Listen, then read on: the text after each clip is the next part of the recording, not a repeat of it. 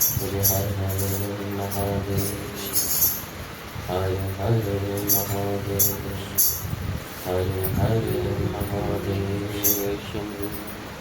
बोले काशी विश्वनाथ भगवान की जय। वो कितनी सुंदर है माँ तेरी नगरी, भोले पैदल चले आ रहे हैं। कितनी सुंदर है माँ तेरी नगरी, भोले पैदल चले आ रहे हैं। सुंदर है माँ तेरी,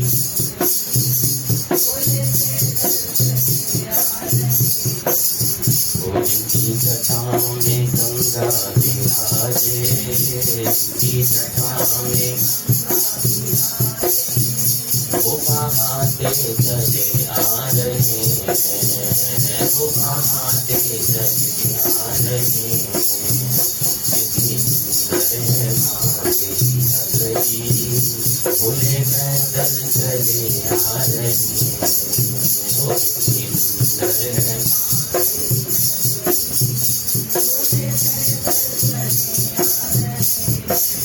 वो, जिसके माथे पे चंदा विराजे, जिसके माथे पे चंदा विराजे, वो चमकाते चले आ रहे हैं, वो चमकाते चले आ रहे हैं। वो कितनी सुंदर है माँ तेरी नगरी, भोले पैदल चले आ रहे हैं। वो कितनी सुंदर,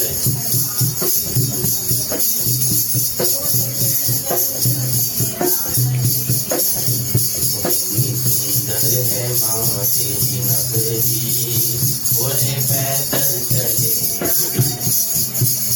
वो उनके कानों में बिच्छू विराजे, उनके कानों में बिच्छू विराजे, वो लटकाते चले आ रहे हैं।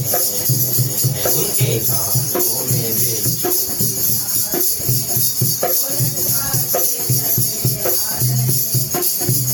कितनी सुंदर है माँ तेरी नगरी, भोले पैदल चले आ रहे हैं।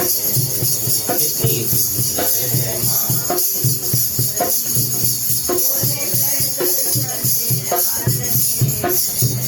उनके गले में नाग विराजे, उनके गले में नाग विराजे, वो लहराते चले आ रहे हैं। उनके गले में नाग विराजे रहे हैं। वो कितनी सुंदर है माँ तेरी नगरी, भोले पैदल चले आ रहे हैं। कितनी सुंदर है माँ तेरी नगरी, भोले पैदल चले आ रहे हैं। उनके चरणों में नंदी विराजे, उनके चरणों में नंदी विराजे, नंदी पे सवार होके चले आ रहे हैं। नंदी पे सवार होके चले आ रहे हैं। वो कितनी सुंदर है माँ तेरी नगरी, भोले उनके हाथों में डमरू विराजे, वो बजाते चले आ रहे हैं। उनके हाथों में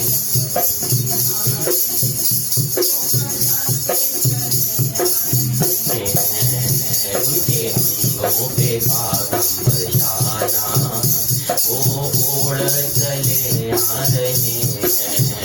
उनके अंगों पे बागंबर जाना, वो तो ओढ़ चले आ रहे हैं। कितनी सुंदर है माँ तेरी,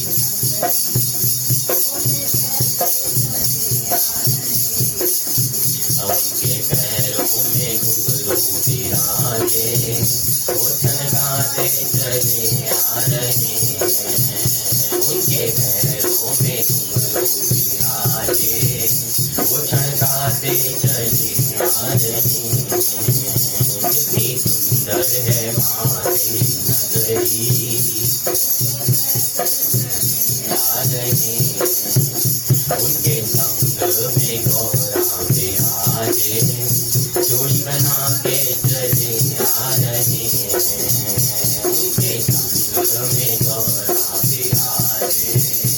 जोड़ी बना के चले आ रहे हैं। उनकी गोदी में गणपत धारा परिवार संग चले आ रहे हैं। उनकी गोदी में गणपति आ रहे हैं। कितनी सुंदर है माँ तेरी नगरी, भोले पैदल चले आ रहे हैं। कितनी सुंदर है माँ तेरी नगरी, भोले पैदल चले आ रहे हैं। भोले पैदल चले आ रहे हैं। तो शंकर भगवान की जय, काशी विश्वनाथ भगवान की जय, बोले हर हर महादेव शंभु। श्रावण मास कथा महात्मा का जो सूर्य द्वारा वर्णन किया जा रहा है और सनत कुमार और भगवान भोलेनाथ का जो इतना सुंदर वार्तालाप चल रहा है। शीतला सप्तमी के व्रत का संपूर्ण विधि अनुष्ठान, उसका महात्मा, उसका लाभ, उनकी कथा जो भगवान भोलेनाथ ने सनत कुमार जी को सुनाई, उसके बाद भोलेनाथ जी अष्टमी देवी के अष्टमी तिथि को होने वाले देवी व्रत का पवित्र रोपण, पवित्र निर्माण विधि और नवमी के तीर्थ को समझाते हुए इस कथा को आगे बढ़ाते हैं। और सनत कुमार जी के भक्ति भाव को देखकर वो संपूर्ण गुप्त से भी गुप्त ज्ञान को उनको देने के लिए आतुर हो रहे हैं। भोलेनाथ कहते हैं कि हे देवेश सनत कुमार जी, अब मैं शुभ पवित्रारोपण का वर्णन करूंगा। सप्तमी तिथि को अधिवासन करके अष्टमी तिथि को पवित्रकों को अर्पण करना चाहिए। जो पवित्रक बनवाता है उसके पुण्य फल को सुनिए। सभी प्रकार के यज्ञ, व्रत तथा दान करने और सभी तीर्थों के स्नान करने का फल मनुष्य को केवल पवित्र धारण करने से प्राप्त हो जाता है, क्योंकि भगवती शिवा सर्व व्यापनी है। इस व्रत से मनुष्य धनहीन नहीं होता, उसे दुख, पीड़ा और व्याधियां नहीं होती, उससे शत्रु से होने वाला भय नहीं होता और कभी भी ग्रहों से पीड़ित नहीं रहता। इससे छोटे बच्चे, बड़े, इन सभी के कार्य सिद्ध हो जाते हैं। बोले शंकर भगवान की जय। हे वत्स, मनुष्य तथा राजाओं के, विशेष करके स्त्रियों के पुण्य की वृद्धि के लिए इस श्रेष्ठ कोई अन्य व्रत नहीं है। हे तात, सौभाग्य प्रदान करने वाले इस व्रत को मैंने आपके प्रति स्नेह के कारण बताया है, आपकी भक्ति के कारण, आपके जो संपूर्ण भाव है उसके कारण मैं आपको बता रहा हूं। हे ब्रह्मपुत्र, श्रावण मास में शुक्ल पक्ष की सप्तमी तिथि को अधिवासन करके देवी के प्रति उत्तम भक्ति से संपन्न वह मनुष्य सभी सामग्रियों से युक्त होकर सभी पूजा द्रव्यों, गंध, पुष्प, फल आदि अनेक प्रकार के नैवेद्य तथा वस्त्राभरण आदि संपादित करके इनकी शुद्धि करे। हर हर महादेव। पहले भगवान भोले शंकर ने जिस प्रकार बताया कि उसी तरह से हमें गंध, पुष्प, फल आदि अनेक प्रकार के नैवेद्य तथा वस्त्राभरण आदि संपादित करके इनकी शुद्धि करनी चाहिए। इसके बाद पंचगव्य का प्राशन कराएं, जुलूस से दिग्बली प्रदान करें तथा अधिवासन करें। उसके बाद सहदृश वस्त्रों तथा पत्रों से इस पवित्र को आच्छादित करें और पुनः देवी के उस मूल मंत्र से उसे 100 बार अभिमंत्रित करके सर्व शोभा संबंधित इस पवित्र को देवी के समक्ष स्थापित करिए। बोलिए हर हर महादेव। इसके बाद देवी का मंडप बनाकर रात्रि में जागरण करें और नट, नर्तक तथा वारांगनाओं के अनेक विद कुशल समूहों और गाने बजाने तथा नाचने की कला में प्रवीण लोगों को देवी के समक्ष स्थापित करें। उसके बाद प्रातः काल विधिवत स्नान करके पुनः बलि प्रदान करें। इसके बाद विधिवत देवी की पूजा करके स्त्रियां तथा द्विज को भोजन कराएं। पहले देवी के पवित्र अर्पण करें और अंत में दक्षिणा प्रदान करें। हे वत्स, अपने सामर्थ्य के अनुसार कार्य सिद्धि करने वाले उस नियम को धारण करें। राजा को प्रतन पूर्वक स्त्री के प्रति आसक्ति, जुआ, आखेट तथा मांस आदि का परित्याग कर देना चाहिए। ब्राह्मणों तथा आचार्यों को स्वाध्याय का और वैश्यों को खेती का कार्य तथा व्यवसाय नहीं करना चाहिए। 7, 5, 3, 1 अथवा आधा दिन भी त्याग पूर्वक रहना चाहिए और देवी के कार्यों में निरंतर अपने मन को आसक्ति बनाए रखना चाहिए। वो जगदम्बा मात्र की जय। हे मुनि सत्तम, जो बुद्धिमान व्यक्ति विधान पूर्वक पवित्रारोपण नहीं करता है उसकी वर्ष भर की पूजा व्यर्थ हो जाती है। अतः मनुष्यों को चाहिए कि देवी परायण तथा भक्ति से संपन्न होकर प्रत्येक वर्ष शुभ पवित्रारोपण अवश्य करें।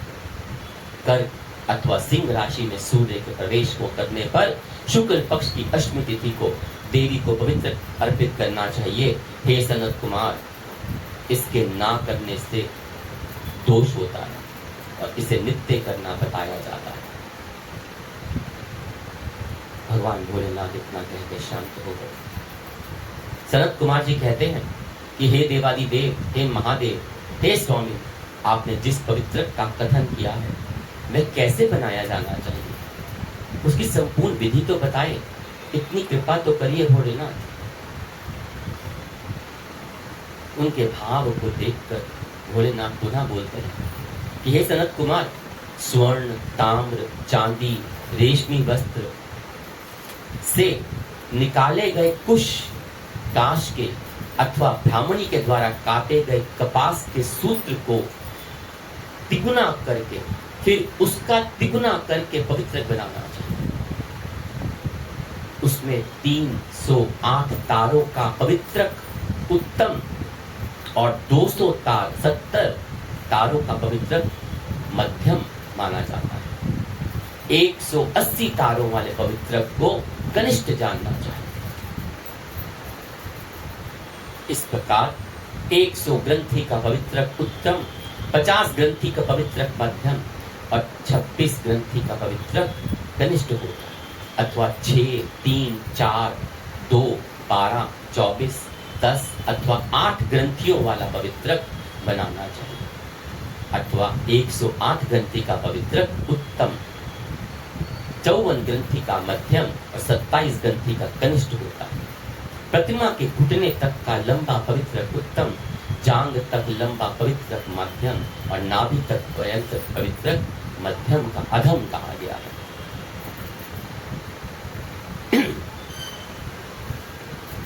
पवित्र को सभी शुभ ग्रंथियों को कुमकुम से रंग देना चाहिए और इसके बाद अपने समक्ष शुभ सर्वतोभद्रक मंडल पर देवी का पूजन करके कलश के ऊपर बांस के पात्र में पवित्र को रखें। 3 तार वाले पवित्र में ब्रह्मा, विष्णु तथा शिव का आवाहन करके स्थापित करें और इसके बाद का सुनिए। 9 तार के पवित्र में ओंकार, सोम, अग्नि, ब्रह्मा, समस्त नाग, चंद्र, सूर्य, शिव तथा विश्व देवों का स्थापना करें। हे सनत कुमार, अब मैं ग्रंथियों में स्थापित किए जाने वाले देवताओं का वर्णन करूंगा। क्रिया, पौरुषा, वीरा, विजया, अपराजिता, मनुत्मणि, जया, भद्रा, मुक्ति और ईशा ये देवियां हैं।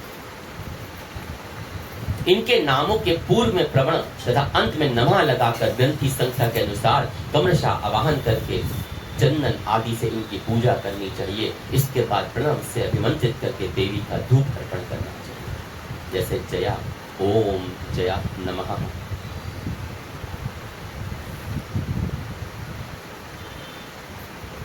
सनत कुमार जी, मैंने आपसे देवी के शुभ पवित्र रोपण का वर्णन कर दिया। इसी प्रकार अन्य देवताओं का भी पवित्र रोपण प्रतिपदा आदि तिथियों में करना चाहिए। मैं उन देवताओं को आपको बताता हूँ।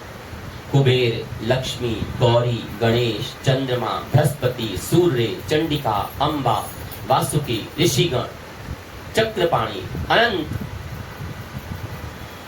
शिव जी, ब्रह्मा और पितृ, इन देवताओं की पूजा प्रतिपदा आदि तिथियों में करनी चाहिए। यह मुख्य देवता का पवित्रारोपण है और अंग देवता का पवित्र 3 सूत्रों का होना चाहिए। भोलेनाथ कहते हैं, हे विपेंद्र, अब मैं श्रावण मास के दोनों पक्षों की 9वीं तिथि के करणीय कृत्यों को बताऊंगा। इस दिन कुमारी नामक दुर्गा की यथाविधि पूजा करनी चाहिए। बोलो दुर्गा मैया की। दोनों पक्ष की 9वीं के दिन नक्त व्रत करे और उसमें दुग्ध तथा मधु का आहार ग्रहण करे अथवा उपवास करे। उस दिन कुमारी नामक उन पाप नाशिनी दुर्गा चंडिका की चांदी की मूर्ति बनाकर भक्ति पूर्वक सदा उनका अर्चन करे। गंध, चंदन, कनेर के पुष्प, दिशांग, धूप और मोदकों से उनका पूजन करे। उसके बाद कुमारी कन्या, स्त्रियां तथा विप्रों को श्रद्धा पूर्वक पूजन कराएं। फिर मौन धारण करके स्वयं बिल्व पत्र का आहार ग्रहण करें। इस प्रकार जो मनुष्य अत्यंत श्रद्धा के साथ दुर्गा जी के पूजा करता है, वह उस परम स्थान को जाता है जहां देव बृहस्पति विद्यमान है। हे विधि नंदन, यह मैंने आपसे 9वीं तिथि का कृत्य कह दिया। यह मनुष्यों के सभी पापों का नाश करने वाला, सभी संपदाएं प्रदान करने वाला तथा पुत्र पौत्र आदि उत्पन्न करने वाला और अंत में मनुष्य को उत्तम प्रथम गति प्रदान करने वाला। वही शंकर भगवान की।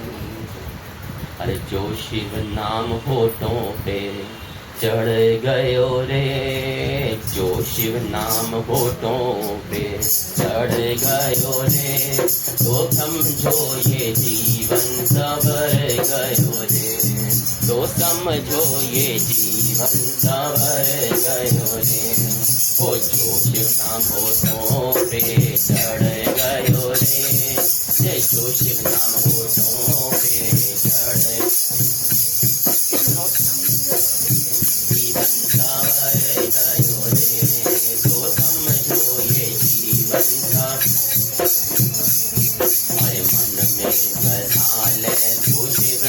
शिवाला, मन में बना ले तू शिव का आया, साथ चलेगा तेरे डमरू वाला, साथ चलेगा तेरे। अरे जो मन शिव भक्ति में रम गयो रे, जो मन शिव भक्ति में रम गयो रे, तो समझो ये जीवन सवर गयो रे, तो समझो ये जीवन। अरे जो शिव नाम होठों पे चढ़ गयो रे, जो शिव नाम होठों पे चढ़ रे, तो समझो ये जीवन सवर गयो रे, तो समझो। तो जग की ये माया बड़ी उलझाए, जग की ये माया बड़ी उलझाए, पाप कर्म भक्ति के आड़े आए, पाप कर्म भक्ति के ओ जो शिव जी का हाथ सिर धर दियो रे, जो शिव जी ने हाथ सिर धर दियो रे, तो समझो ये जीवन सवर गयो रे, तो समझो ये जीवन सवर गयो रे। ओ जो शिव नाम होठों पे चढ़ गयो रे,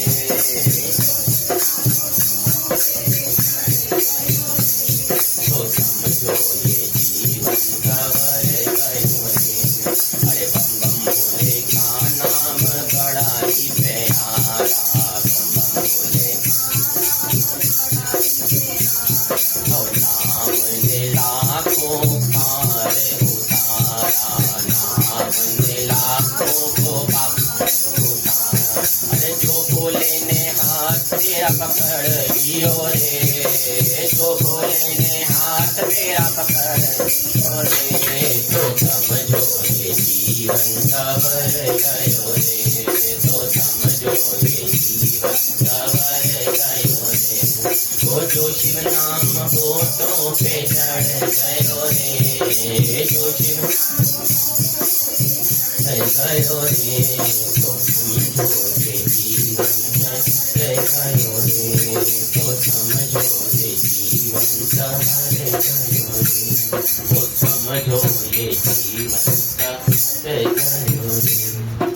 इसी प्रकार स्कंद पुराण के अंतर्गत सूत जी द्वारा वर्णित श्री भोलेनाथ सनत कुमार संवाद में श्रावण मास महात्मा में अष्टमी तिथि तथा वो देवी पवित्र रूप नामक 17वां अध्याय संपूर्ण होता है। हर हर महादेव, हर हर महादेव, हर हर महादेव शंभु। बोले काशी विश्वनाथ भगवान की